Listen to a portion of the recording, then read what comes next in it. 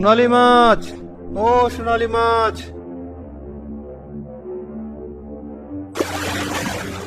কি হয়েছে জেলে? তোমাকে আজ এমন মনমরা লাগছে কেন? তুমি একটু পানি থেকে উঠে আমার কাছে আসতে পারবে? একটু দরকার ছিল। এসেছি, এবার বলো।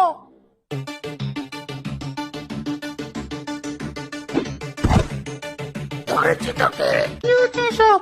এই লোকটাকে আমাকে ক্ষমা করে দিও, টাকার বিনিময়ে আমি তোমাকে বিক্রি করে দিয়েছি। তুমি কি করেছো?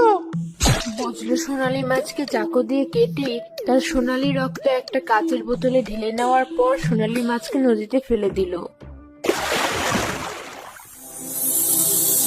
এ কি, নদীর পানি পুরোটা সোনালী রঙের হয়ে যাচ্ছে কেন? এখন এই নদীতে থাকা সব ধরনের মাছ আর প্রাণীরা মারা যাবে।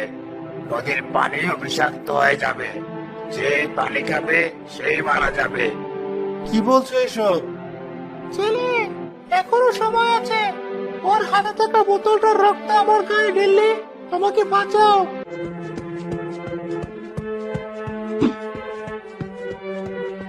এটি ছেলে কখন দূরে এসে বোতলটা আমার কাছ থেকে নিয়ে গেল, টেরই পেলাম না।